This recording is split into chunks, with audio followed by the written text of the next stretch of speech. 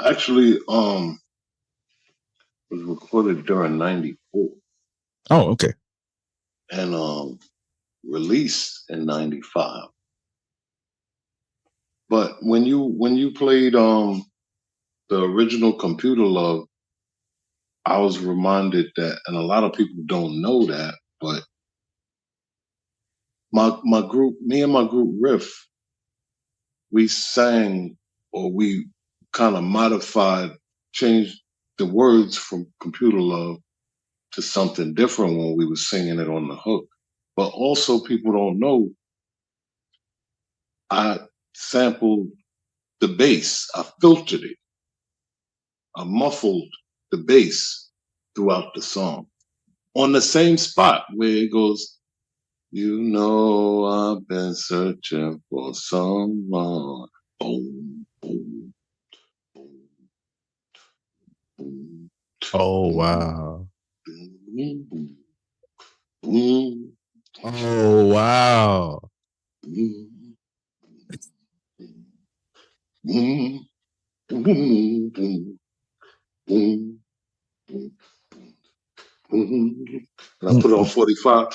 It was Mm. a muffle, it was a filter on 45. And Right. then I went on top of that and added some doom, doom, doom, doom, doom, and the horn. And Mm, then, mm. I was listening to, because that was my joint, that Watch Your Nuggets. I was just listening to the record and it got to the part where he said, I could hear him singing, hey, Mm. Erick Sermon. And then I got the idea. I was like, what if you just, hey, Mm. hey, like take his name out and use the haze. And then it worked. And then my man AB from Riff, Rapping is Fundamental, when we was in the studio making a song, then he he expounds on the hey, he gets in the voice and he starts, hey, yeah, and in the background you got I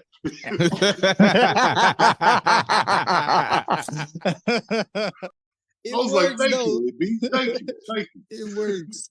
you. He expounded on that.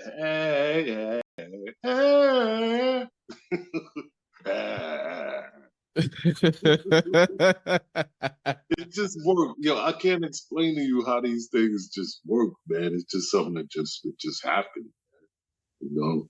Uh-huh. I read that you sung the hook, or you're like, as in there was a collective of you singing the hook. The three of us, we harmonized on the bridge. Um, Computer Love is the Gap Band, and the two leads on the song actually is Charlie Wilson and Shirley Murdoch. Yeah. Mm-hmm. So they said, you know, I've been searching for someone. I forgot what they special love for me. So we said, I know you've been searching for someone to make you happy. That's what we changed. Mm. And get the job done. Mm. You say you needed a man for money, but I can't be there. But will you still Still care? care. So we just changed the words. It's just like on our first album in 1991 on A&M, the song Rapping is Fundamental. In the end, we like riffs around once again. Now we're gonna sing.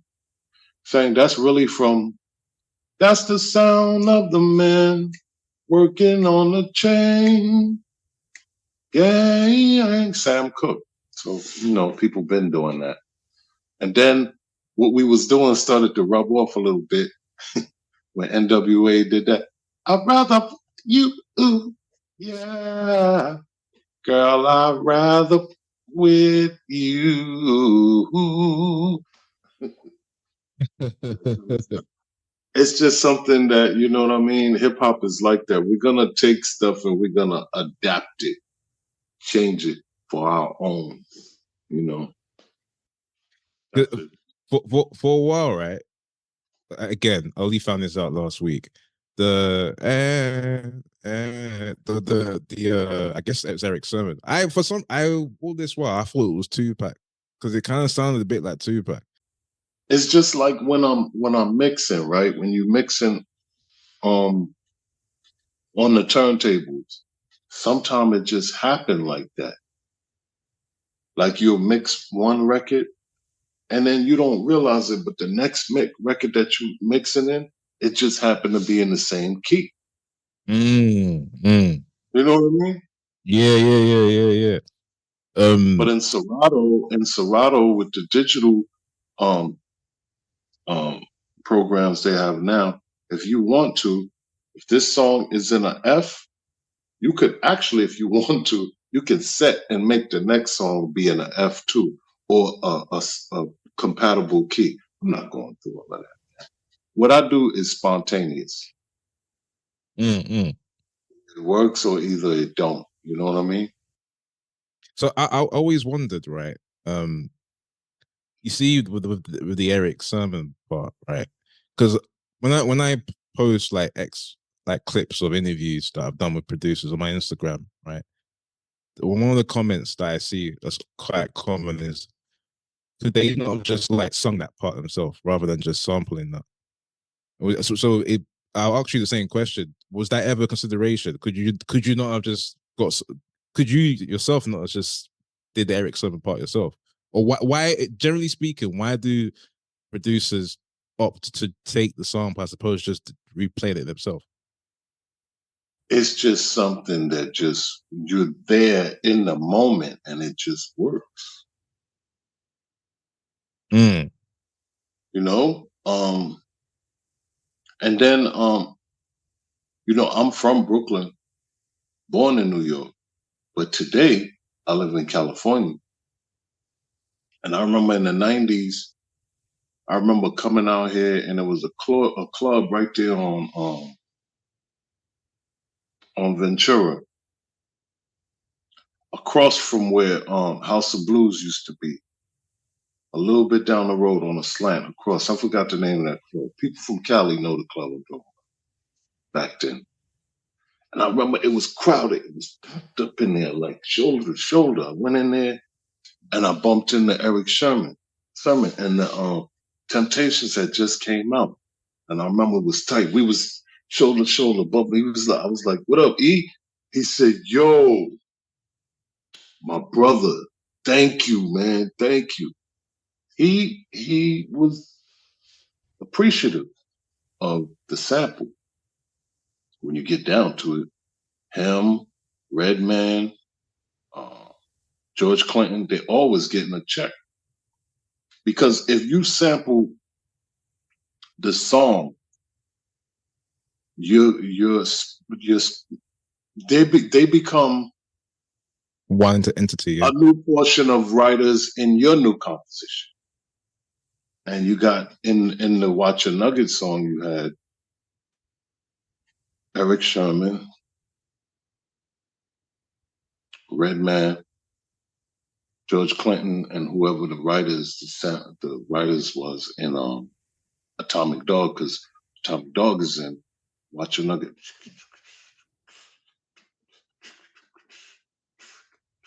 So when he saw me in the club, he was like, "Yo," he said, "Yo, my brother, thank you, man. That's what's up." And Wow. it made me feel good because when I saw him, because I always wondered, like, I mean, we cleared it in the scope. They did the right thing and everything. They crossed all their T's, dotted all their I's. It was done correctly. They cleared the sample and everything. But even still, like you said, I wondered how he felt about it. And when we bumped into each other in that club, that was the confirmation. I was like, "Oh, okay." He liked it. He liked it. Mm. Hmm. Yeah, because I mean that the album, I can't remember how many units it did, but it did well. So yeah, that must have been a good check for him. Um, Following up on that, right now, I always wondered, right, because this happened before the Quad Studios in '94. You said, right? Yeah, and then the Me Against the World album came out in '95. Right, right. So then it begs the question, right? Had the incident happened, how do I word this? Okay, do you think this song could have happened had you done it after the incident? No, knowing the fact that you've collaborated with Big, you're probably gonna work. Well, obviously, you worked on the next album as well. So, do you think Tupac would have had an issue with that? Not just this song, Temptations, but for the bulk of everything else that we actually recorded. Altogether, it came to like about 6 songs that I recorded with Pop. He was smart with it too. He didn't take them all and put them all on the same album. He would like drop two. He dropped two on Thug Life. He took one, put it on the show soundtrack. He took another one, put it on the Thug Life album. And then we talked about earlier with the um, Running from the Police. He threw that on the 1 Million Strong album. So he was smart the way he placed the songs on different projects. Don't put all his eggs in one basket. But I don't think he would have trusted me enough to work with me like that. Because I saw it with my Mm. own eyes after that stuff happened. Like I saw him out here in Cali, and he just kind of looked right past me. Oh wow. So that was a indication of how much he trusted me. Now, problems he was having was with Bad Boy, Biggie, and Puff, if you want to go that far. But I felt like I'm just a producer. I just produce it. Like, don't overlook me. Like, don't lump me into it. But look, you got to put yourself in his shoes. You have a problem with somebody that's on a certain label, right? And they from a totally different land, a totally different state. They from New York. You from over here, West Coast. Shoot. If you have something that happened to you all the way to the level of getting shot, you know that you don't trust the artist and the label owner. You feel like you should be able to trust the producer too. I mean, you got to think logically. So what I'm saying is, I understood it. I was like, all right, cool. I get it. I get it. I get Mm. it. You know, anybody else that might be trying to figure that out, you get shot. And then just have to decide who you're going to trust. You don't know who knows what or whatever. So, I mean, it's natural the way he went about it, man. But I'm happy that I got all the music done with him before all of that crazy stuff happened. Mm. So at least the music got done on both of them, on Big and on him. All the work was already done. It's like all the work got done, and then the craziness started happening. I just felt like, at least I got that music done. Because I didn't have nothing to do with either one, either situation, either side. And I'm looking like, what's going on? Had that happened, long story short, had that happened, if I had to try to get the music done after that was happening, no, it wouldn't. Yeah, that's what I was assuming. One moment, Cam. It's Um, too much friction to work. uh, You uh, know? yeah, no, of course, of course. Look It at, I would have mean, been it would have been too much friction to work. Yeah. I don't blame him, man, because like you said, you don't know what's going on. You don't know who's affiliated with what. You So don't he's know who to trust. So correct me if I'm wrong. I think you're the only producer that's worked with both of them, right? That's actually untrue. I heard you say it earlier, but I let it slide. But I know eventually I was gonna fix it anyway.